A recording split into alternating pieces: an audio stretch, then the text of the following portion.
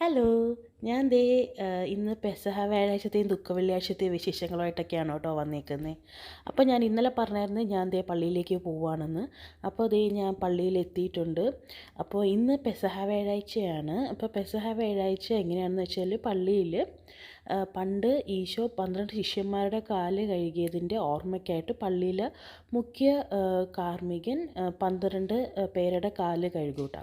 അപ്പോൾ ആ ഒരു ശുശ്രൂഷയാണ് ഇപ്പോൾ നടന്നുകൊണ്ടിരിക്കുന്നത്. അപ്പോൾ അതിൻ്റെ ചെറിയൊരു വീഡിയോ ഞാൻ എടുത്തതാണ് കേട്ടോ. അപ്പോൾ അതെല്ലാം കഴിഞ്ഞു. പിന്നെ നമ്മൾ വീട്ടിൽ വന്നിട്ട് നമ്മൾ പെസഹ അപ്പവും പാലും കഴിക്കുകയാണ് ചെയ്യുന്നത്. അപ്പോൾ ഞാൻ പോയപ്പോഴത്തേക്ക് ഇത് പകുതിക്ക് വെച്ച് നിർത്തിയിട്ടാണ് കേട്ടോ പോയത്. അപ്പോൾ പിന്നെ തിരിച്ച് വീട്ടിൽ വന്നതിന് ശേഷമാണ് ഞാനത് ഉണ്ടാക്കിയത്. അപ്പോൾ അതൊക്കെ നിങ്ങൾ കഴിഞ്ഞ ദിവസത്തെ വീഡിയോയിൽ കണ്ടപ്പോൾ മനസ്സിലായിട്ടുണ്ടാവും. അപ്പോൾ കഴിഞ്ഞ ദിവസത്തെ വീഡിയോയിൽ ഒരാൾ കമൻറ്റ് ചെയ്തിട്ടുണ്ടായിരുന്നു, നിങ്ങൾ ദുഃഖ വെള്ളിയാഴ്ച ആഘോഷിക്കുവാണോ എന്ന്.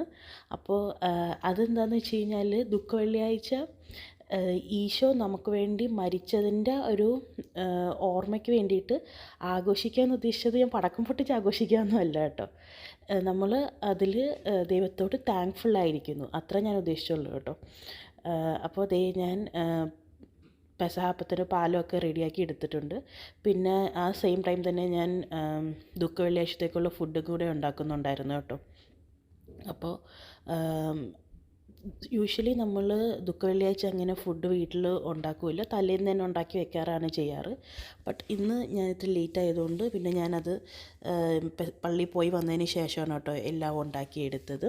ഞാൻ പിന്നെ പള്ളിയിൽ നിന്ന് വന്നിട്ട് വേഗം തന്നെ പെസഹ അപ്പവും അതേപോലെ തന്നെ പാലുമാണ് കേട്ടോ റെഡിയാക്കി എടുത്തത്.